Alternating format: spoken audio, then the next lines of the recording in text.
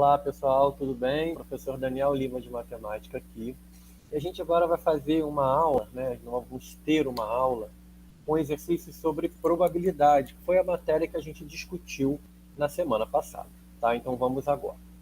Um novo exame para detectar certa doença foi testado em 300 pessoas. Então vamos anotar aqui. 200 sadias, então 200 são pessoas sadias, e 100 pessoas são portadoras de tal doença. Após o teste, verificou-se que os laudos referentes às pessoas sadias, 170 resultaram negativos. Então, 170 deu negativo no laudo, tá? E logo, se eram 200 pessoas que são sadias, a gente já sabe que elas são sadias, elas não são portadoras. O exame verificou que 170 o laudo deu negativo. Ou seja, o exame enganou 30. O exame disse que dessas 200, 30 pessoas têm a doença e não têm.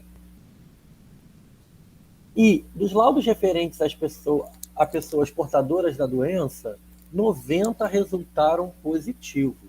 Ou seja, das pessoas portadoras, o laudo confirmou que elas são portadoras, 90 são portadoras. Logo, o laudo enganou 10 pessoas, dizendo que elas não têm a doença, mas elas têm. Então, agora a gente vai responder letra A. Sorteando ao acaso um desses 300, então o meu total é 300, calcule a probabilidade de que ele seja positivo. Então, dos 300 laudos, quantos os exames afirmaram ser positivos? Os 30 que ele enganou e os 90 que ele confirmou, beleza? Ou seja, 120 dos 300 laudos são positivos, ou seja, 12 dos 30 laudos são positivos. Se eu dividir por 6, né? Vai dar 2, 30 por 6 dá 5. 2/5 dos laudos são positivos. De cada 5 laudos, 2. Ou seja, 40% dos laudos são positivos. Beleza? Letra B. Sorteando no 300 laudos, verificou-se que ele era positivo. Determine a probabilidade de que a pessoa correspondente ao laudo sorteado tenha realmente a doença. Então, agora eu estou olhando que o laudo é positivo. Então, quantos laudos foram positivos? 120. Desses 120, quantos laudos realmente confirmaram a doença? 90. Lembrando que esses 30, o laudo enganou, eram pessoas sadias. Então, 90 das 120. Ou seja, 9 das 12, ou seja, 3 quartos das pessoas. De cada 4, 3 o laudo realmente confirmou que tem a doença, ou seja, 75% das pessoas. Essa questão, pessoal, é uma questão do vestibular da UFRJ antigo, tá? Então, lembrando que a UFRJ agora o acessa pelo Enem. Questão 2. 600 estudantes de uma escola foram entrevistados sobre suas preferências quanto aos esportes vôlei e futebol. O resultado foi o seguinte: 204 estudantes gostam somente de futebol, 252 gostam somente de vôlei, 48 disseram não gostar de nenhum dos dois esportes. Determine o número de estudantes que gostam dos dois. Então, lembrando que isso aqui é aquela ideia do diagrama de Venn, né? Teoria dos conjuntos. Estou falando de futebol e vôlei, né? Então, a gente tem que 204 gostam somente de futebol, 252 gostam somente de vôlei, 48 não gostam de nenhum dos dois. Ele quer saber na letra A quantos gostam dos dois. Sabendo que somando isso tudo, tem que dar quanto? 600. Então, 204 mais 252, mais 48, mais x, todo mundo dá 600. 252 mais 48, 300, 504, mais x igual a 600, então x vai dar 96. Ou seja, 96 estudantes gostam dos dois esportes. Letra B. Um dos estudantes entrevistados é escolhido ao acaso. Opa, 1, 2, 600. Qual a probabilidade de que ele goste de vôlei? Toma cuidado com as pegadinhas. Gostar de vôlei é quem está aqui dentro dessa bolinha. Então é o x mais o 252. Tá? Só que a gente sabe que o x da letra A é 96. Então, tomem cuidado. Gostar de vôlei não é gostar somente de vôlei. Ok? Então, 252 mais 96, 296, 298, 348, né? Espero não ter feito conta errada. E aí, senhores, é só ir simplificando, né? Divide por 2, em cima e embaixo. E aí você pode ir tendo, aí que vai dar 174, se eu não me engano, e 300. Dividindo por 2 de novo, 85, 87 e 150. 8715 dá para dividir por 3. Vai dar quanto? 90, seria 29, se eu não me engano, de 50. Tá? E aí, se eu for transformar aquilo ali, é a mesma coisa que falar 60, 58 de 100 é a mesma coisa que 58 por 100. Tá? Então, posso ter errado uma continha ou outra, mas o objetivo é esse. Bom? Bom, questão 3. Ah, senhores, a questão 2 foi uma questão do vestibular antigo da UF, tá? Mais uma vez, a UF usa o Enem, tá? Questão 3. Um campeonato de futebol será disputado por 20 times, dos quais 4 são do Rio, nas condições abaixo. Cada time jogará uma única vez com cada um dos outros. Todos farão apenas um jogo por semana. 3. Os jogos serão sorteados aleatoriamente. Calcule, letra A, o menor número de semanas que devem ser usadas para realizar todos os jogos. Primeiro a gente tem que saber quantos jogos nós teremos. Para saber um jogo, nós temos que escolher o primeiro time e para escolher o primeiro time que vai jogar 20, para escolher o segundo, 19. Então 20 vezes 19, 380. Lembrando que se for o jogo Flamengo e Vasco, Vasco e Flamengo, tanto faz. Né? Então divido por 2 fatorial, uma combinação, né? Nós teremos 190 que? Jogos. Mas olha a pegadinha. Eu quero saber quantas semanas no mínimo. Eu sei que o total é 190. Só que eu sei que se um time vai jogar contra o outro, se eu tenho 20 times, eu terei 10 jogos por semana. Traduzindo, eu preciso de 19 semanas para realizar todos os jogos que serão necessários. Ok? Letra B. Bom, a probabilidade do primeiro jogo sorteado ser composto por 2 equipes cariocas. Então vamos lá. Do total de jogos, quantos jogos nós vamos ter no total? 190. Não é isso? Dos 190 jogos, o que me interessa? Descobrir quantos são entre equipes cariocas. Tá? Como é que eu vou calcular? Nós calculamos ali na letra A quantos jogos eu tenho no total. Entre equipes cariocas, eu teria que fazer o quê? Calcular a combinação. Eu tenho 4 times para escolher para o primeiro time e 3 para escolher para o segundo time. Jogos entre equipes cariocas seriam 12. Lembrando que Vasco, Flamengo, Flamengo e Vasco é a mesma coisa. Então, na verdade, eu tenho 6 jogos. Traduzindo, para eu escolher um jogo entre 2 equipes cariocas, eu tenho 6 chances, que são 6 jogos no total entre equipes cariocas, do total de 190. Dividindo por 2, vai dar 3 sobre 95. Então, resposta da letra A, 19 semanas. Resposta da letra B, eu tenho 3 chances em 95. A questão foi da UERJ, tá, gente? A UERJ continua tendo vestibular, só que com a pandemia ele só tem a prova de marcar, a objetiva. Essa questão foi uma prova específica da segunda fase de matemática. Tá? Questão 4. Considere uma compra de lápis e canetas no valor de R$ 29,00. O preço de cada lápis é R$1 e o de cada caneta é R$3. A probabilidade de que se tenha comprado mais canetas do que lápis é... Então vamos pensar de uma maneira. Eu chamar X a quantidade de lápis e Y a quantidade de canetas, eu não sei quanto eu posso comprar.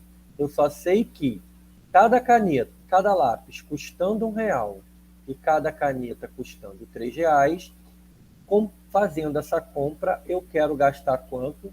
R$29. Ou seja, comprando cada lápis a R$1 e cada caneta a R$3, nós vamos fazer uma compra de 29. Então vamos ver como isso é possível. A gente sabe o quê? Se eu comprar 29 lápis, eu não compro nenhuma caneta, né? E vou gastar R$29, beleza? Agora, se eu for tirando um a um, não vai dar certo. O melhor é pensando. Se eu comprar uma caneta, gastei 3. Quantos lápis eu consigo comprar? 26, né? De 26 lápis mais uma caneta, R$29. Se eu comprar 2 canetas, eu gastei R$6. 6 para chegar a 29, eu compro 23 lápis. Se eu comprar 3 canetas, gastei R$9. Se eu gastei R$9 com caneta, eu vou gastar R$20 com lápis. Se eu comprar 4, tem 12, de 29 sobram 17 lápis. Se eu comprar 5 canetas, gastei R$15. Vou conseguir comprar 14 lápis. Se eu comprar 6 canetas, eu gasto 18, consigo comprar 11 lápis. Se eu comprar 7 canetas, eu gasto 21, ou seja, consigo comprar 8 lápis. Se eu comprar 8 canetas, R$24. Para 29 eu consigo comprar 5 lápis. E se eu comprar 9 canetas, eu gasto R$27, mas eu consigo comprar 2 lápis. Se eu for comprar 10 canetas, eu já passo de 29. Então, quantas são as possibilidades de fazer uma compra de R$29 comprando lápis e canetas? 1, 2, 3, 4, 5, 6, 7, 8, 9, 10. Então, o meu total de possibilidades é 10. Qual é a probabilidade que se tenha comprado mais canetas do que lápis? Então, vamos lá. Comprei 9 canetas e 2 lápis, comprei 8 canetas e 5 lápis. Aqui eu já comprei 7 canetas e 8 lápis. Então, comprei mais lápis que caneta. Eu quero comprar mais caneta do que lápis. Quantas possibilidades eu tenho? 2. Comprar 9 canetas e 2 lápis ou 8 canetas e 5 lápis. 2 possibilidades em 10, teria 20 possibilidades em 100, e a mesma coisa que 20% de chance. Beleza? Então é uma questão que não envolve só o conhecimento da probabilidade em si. O cálculo da probabilidade é fácil. O mais difícil é entender isso aqui que a gente está fazendo. Isso foi uma questão da UERJ da prova de marcar, tá? Prova objetiva. Não é difícil, mas tem que parar para pensar um pouquinho. Questão 5. Uma prova é composta por 6 questões com 4 alternativas de respostas cada uma, das quais apenas uma delas é correta. Cada resposta corresponde a 3 pontos ganhos. Cada erro ou questão não respondida, 1 ponto perdido. Calcule a probabilidade de que tenha respondido a todas as questões, obter um total de pontos exatamente igual a 10. Então, primeira coisa, eu tenho 6 questões. Né? Então, a gente vai pensar que X é o total de questões que ele acertou. Se ele acertou X, ele errou o total menos o que ele acertou. Ele errou 3 menos X. Beleza? Então, a primeira coisa que você tem que pensar é isso. Se ele acertou 5, ele errou 1, que é 6 menos 5. Se ele acertou 3, ele errou 3, que é 6 menos 3. Se ele acertou X, ele errou 6 menos X. Então, o que a gente pode fazer? Eu estou falando que eu quero que o total de pontos seja 10. Ou seja, cada questão que ele acertou, vezes 3 pontos, menos cada questão que ele errou, vezes tirando um ponto, vai ter que dar 10. Tá? Então, primeira coisa, a gente está falando que ele fez uma prova com 6 questões, eu quero saber a probabilidade de se obter 10 pontos. Eu sei que 3 vezes a quantidade de acertos, menos 1 vezes a quantidade de erros, tem que dar 10. Então, eu posso dizer que o X vai ser o quê? 3x, né, mais x vai dar 4x. O 6 passa para lá, 16. Ou seja, ele acertou 4 questões. Ele acertou 4, ele errou 6. Então, vamos lá. Calcule a probabilidade de ter obtido exatamente 10 pontos. Para ele ter obtido exatamente 10 pontos, ele tem que ter acertado 4 e errado 6. Só tem uma chance. Mas quais são as chances? A gente tem que pensar em todas as chances possíveis. Né?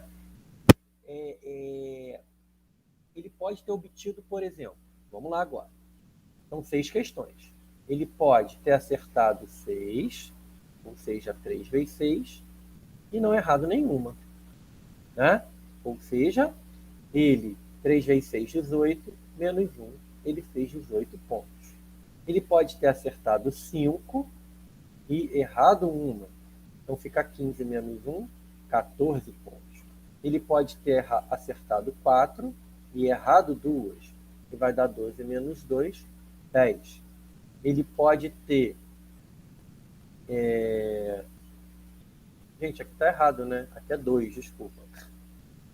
Ele acertou 4, como é que ele errou 6, né? Eu estou pensando em 10. Ele errou 2. É esse caso aqui, ó. Acertou 4 e errou 2, 10 pontos. Ele acertou 3 e errou 3, ele fez 9 menos 3, 6. Se ele acertou 2 e errou 4, vai ser 6 menos 4, 2. Se ele acertou 1 e errou 5, vai dar menos 2. E se ele errou todas, né? Ou seja, ele vai ficar com menos 2. Então, vamos pensar aqui. Quais são as possibilidades de pontuação? Ele pode fazer 18, 14, 10, 6, 2, menos 2 e menos 6. Então, ele tem 3, 6, 7 possibilidades de pontuação. Dessas 7, quantas interessam? Uma. Então, ele tem uma chance em 7 de fazer exatamente 10 pontos. A única chance é acertando 4 questões e errando 2 questões. Tá? Mais uma questão que foi da UERJ aí, que você tem questão específica. Ok? Bom. Mais uma questão da UERJ, né? Uma piscina cujas dimensões são 4 metros de largura por 8 de comprimento está localizada no centro de um terreno ABCD, retangular, conforme indica a figura abaixo. Considere que se a pessoa se desloca sempre do ponto M, médio de CD, em linha reta numa única direção, a um ponto qualquer do terreno. Determine a probabilidade dessa pessoa não cair na piscina. Reparem que, se a pessoa andar qualquer um desses espaços aqui, ó, ela não está caindo na piscina, beleza? Até ela passar aqui, ó, na beirinha da piscina, ela não cai. Tanto para esse lado, quanto para esse lado. Beleza? Então, reparem que todo esse espaço aqui é o pedaço que a pessoa anda e ela não cai na piscina. Então, Reparem que eu estou trabalhando com probabilidade pensando em áreas. Eu vou pensar que o total é a área do retângulo, né? Então, vamos lá. O total seria a área do retângulo, que é 10 vezes 16. Beleza? E vai dar 160 metros quadrados. Dessa área do terreno, né, de 160 metros quadrados, qual é a chance da pessoa andar em linha reta e não cair na piscina? Para ela não cair na piscina, ela vai ter que andar nesses espaços vermelhos, que são áreas de triângulos. Claro que esse é igual a esse. Então, qual seria a área do triângulo? Reparem que a base do triângulo é 1, 2, 3, 4, 5, 6, 7, 8 metros quadrados. A altura do triângulo, 1, 2, 3, 4, 5, 6 metros quadrados. Isso tudo dividido por 2. 6 vezes 8, 42, sobre 2, 24 metros quadrados é cada triângulo. Vezes 2, 48 metros quadrados. Então, eu estou trabalhando com áreas. Em relação à área total, para a pessoa não cair na piscina, ela só pode andar em linha reta por essa área. Então, a nossa probabilidade é o total de 160 metros, que seria possível da pessoa andar, né? Ela poderia andar para cá, para cá, para cá, ou seja, ela poderia andar pelo terreno todo. Só que se ela andar onde está azul, ela vai cair. Se ela andar onde está vermelho, ela não cai. Então a chance é de 48 de 160. Dividindo por 2, 24 de 80. Dividindo por 2, 12 de 40. Dividindo por 2, 6 de 20. Dividindo por 2, 3 de 10. Posso escrever como 30 de 100. E a mesma coisa, ela tem 30% de chance de não cair na piscina. Beleza? Então a ideia é essa aí. Mais uma questão que envolve área, ó. Questão do Enem, tá? Um município de 628 km² é atendido por 2 emissoras de rádio, cujas antenas A e B alcançam um raio de 10 km do município, conforme a figura. Para orçar um contrato publicitário, uma empresa precisa avaliar a probabilidade de um morador tender, circulando livremente pelo município, encontrar-se na área de alcance de pelo menos uma das antenas. Essa probabilidade é de aproximadamente, então vamos lá, entre a área total do município, eu quero que a pessoa se encontre na área de cobertura da antena de celular aí. Não é isso? É de celular, não é isso?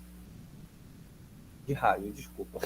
Então, para ela estar na área da antena, ela tem que estar nessa fatia ou nessa. Não sei se vocês perceberam, se eu pegar essa fatia e jogar para cá para cima, ou jogar para cá para o lado, eu vou ter exatamente, né? Essa aqui é igual a essa aqui, eu vou ter exatamente metade do círculo. Então, a área que me interessa é a área do círculo dividido por 2. Lembra que a área do círculo é π vezes o raio ao quadrado sobre 2. Vou aproximar o π para 3. Tá? O raio ali é 10 km sobre 2. Então, vai dar 3 vezes 100 sobre 2. Vai dar 150 quilômetros quadrados, né, gente? Então, o que a gente acabou de descobrir? Dos 628 quilômetros quadrados do município, em 150 quilômetros quadrados, eu tenho sinal de rádio. Então, qual é a probabilidade de eu ter um sinal de rádio? É de 150 de um total de 628. Então, reparem que se você multiplicar 150 por 4, vai dar próximo de 628. Né? Você poderia fazer o quê? Como aqui está em porcentagem, a dica é você dividir. Né? Então, se você pegar e dividir 150 por 628, você sabe que eu vou ter que acrescentar o 0 e 0, vírgula. Então, 600, 1.200, vai dar 2, né? Então, já ficamos entre a letra A e B. 2 vezes 600, 1.200, 1.258. 1.258 sobra 42, 242. Acrescentando 0, 2.420 por 628, óbvio que vai dar 5. Né? Então, é aproximadamente 0,25, é aproximadamente 25%. Resposta à letra B. Mais uma questão do Enem, tá bom, gente? Outra questão aí que é mais antiga foi do vestibular antigo unificado, que era o antigo Enem que misturava faculdade particular, pública, etc. Observe 5 cartões anteriores. Escolhendo-se ao acaso um desses cartões, a probabilidade de que nele esteja escrito um logaritmo cujo valor é um número natural. Então, primeira coisa, esse logaritmo aqui não é natural, porque 2 elevado a nenhum número natural vai dar 3. Esse também não é natural, porque 3 elevado a 1 é 3, 3 elevado a 2 é 9, 3 elevado a 3 é 27. Esse aqui, ó, vamos ver? Log de 1/10, lembrando que a base é 10. Então é a mesma coisa que 10 elevado a menos 1 na base 10. Vocês sabem que se esse é igual a esse, o resultado vai ser o expoente. Né? Então, menos 1, ele é inteiro, ele não é natural. Eu quero natural, tá? Esse aqui, como é que ficaria? 1,25 vai dar 25 elevado a menos 1. 0,2 é 2 sobre 10. Posso escrever também 25 como 5 elevado a menos 2. 2 sobre 10 é 1 sobre 5. Posso escrever também como 5 elevado a menos 1. E aí, para quem não lembra, ó, eu pego de cima em cima e de baixo em baixo. Opa, esse aqui deu quanto? 2. Ele é natural. E por último, log de 4 na base 1 sobre 2. Sabemos que 4 é 2 ao quadrado.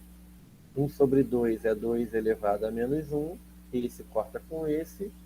Fica 2 sobre menos 1, menos 2, que também não é natural. Ou seja, é inteiro. Então, eu tenho uma chance em 5. É o único logaritmo que dá um número inteiro. É natural, é esse aqui. A questão 9. Outra questão do Enem aí. Uma empresa de imprimiu em suas embalagens um cartão de apostas do seguinte tipo. É um antigo aí jogo da Elma Chips, vinha uma raspadinha no Fandangos, no Cheetos, né? Versão do cartão. Como jogar? Inicie raspando apenas uma das alternativas da linha de início. Se achar uma bola de futebol, vá para a linha 2 e raspe apenas uma das alternativas. Continue raspando até o fim do jogo. Se encontrar o X em qualquer uma das linhas, o jogo está encerrado e você não terá direito ao prêmio. Se você encontrar uma bola de futebol em cada uma das linhas, terá direito ao prêmio. Cada cartão possui 7 figuras de bola de futebol e 8 sinais X, distribuído entre os 15 espaços possíveis, de tal forma que a probabilidade de um cliente ganhar um prêmio nunca pode ser 0. Traduzindo, tem que ter uma bolinha pelo menos em cada linha. Em determinado cartão, existem 2 bolas na linha 4. Então vamos lá. Aqui, por exemplo, aqui tem bola. Vou botar aqui, só para a gente identificar. Tem bola aqui e tem bola aqui, beleza? E 2 bolas na linha 5. Opa, bola aqui e bola aqui. Com esse cartão, a probabilidade do cliente ganhar o prêmio é... Então vamos lá. Primeiro, eu já tenho 4 bolas marcadas. As 2 da linha 4 e 2 da linha 5. Eu tenho que ter 7 bolas. Logo, eu vou ter que ter pelo menos uma em cada linha. Uma aqui e uma aqui. Agora eu localizei 7 bolas. As 4 aqui, as 2 das últimas 2 linhas, a gente já sabia que tinha que ter. Ele fala aqui. E essas outras 3 a gente supôs que esteve ali. Qual a probabilidade dele ganhar o prêmio? Agora a gente vai pensar o raciocínio combinatório. Qual a chance dele acertar a bola na primeira linha? A primeira linha tem 3 bolinhas e uma é uma bola de futebol. Então, na primeira linha, a chance é de 1/3. E qual a chance dele acertar a bola na segunda linha? É de 1/4. É a mais difícil, né? Porque se eu tenho uma bola só, eu só vou ter 3x. Então, na segunda linha, 1/4. E na terceira linha, tenho 3 bolinhas, eu tenho uma chance, 1/3. E na quarta linha, eu tenho 3 bolinhas e 2 realmente são bolas de futebol. Beleza? Na quinta linha, se ele passar da quarta para a quinta, ele vai ganhar de qualquer jeito, porque as 2 são bolas de futebol. Então, melhorando essa conta aqui, ó, vou dividir por 2 aqui, por 2 aqui, nós vamos ter o quê? 1 em cima, 3 vezes 2, 6, 6 vezes 3, 18, 18 vezes 2, 3 vezes 3, 9, vezes 3, 27, 27 vezes 2, 54. Eu tenho uma chance em 54 de ganhar esse jogo. E a nossa questão 10, vou ler alguma, não, tá certo. O poliedro acima, com exatamente 30 faces quadrangulares numeradas de 1 a 30, é usado como um dado em um jogo. Admita que esse dado perfeitamente equilibrado e que, ao ser lançado, cada face tem a mesma probabilidade de ser sorteada. Letra A. Calcule a probabilidade de se obter um número primo ou múltiplo de 5. Então, vamos lá. Dos 30 números iniciais, quantos são primos? Vamos lembrar? Ó? 2, 3, 5, 7, 11, 13, 17, 19, 23 e 29. 10 números são primos, de 1 a 30. Ou, ele fala ó. Lembra que o ou é mais. Múltiplo de 5. Dos 30 números, quantos são múltiplos de 5? Você pode contar ou dividir 30 por 5, que vai dar 6. Ó, 5, 10, 15, 20, 25, 30. 6. E aí nós temos uma pegadinha nessa questão. Tem alguns números que são, ao mesmo tempo, primos e múltiplos de 5. E a gente tem que subtrair, né? Então, por isso que tem aquela fórmula P de A união B, P de A mais P de B menos P da interseção. O 5, ele ao mesmo tempo é um número primo e ele é um múltiplo de 5. Então, 5 foi contado 2 vezes, né? Então, eu tenho que tirar o 5 dali. Aí eu vou ter 10 mais 6 menos 1, 15 de 30, ou seja, eu tenho 50% de chance de obter o número primo ou múltiplo de 5. E a letra B, para a gente finalizar, o número de vértices do poliedro. O número de vértices é quanto? Vamos lembrar? A gente sabe que o poliedro tem 30 faces. São 30 faces quadrangulares. Se são 30 faces quadrangulares, quantas arestas a gente tem? A gente tem 30 vezes 4. Lembra que a aresta é linha, né? 30 vezes 4 dividido por 2. Vão dar o quê? 60 arestas. Usando a relação de Euler, a gente consegue descobrir o número de vértices. V mais F, A mais 2. Ou seja, esse poliedro tem 32 vértices. Mais uma questão do vestibular da UERJ antigo aí. Tá? Então, fizemos algumas questões. Espero que vocês tenham gostado. Tá, pessoal? E até a próxima com as nossas aulas aí de estatística. Ok? Tchau, tchau.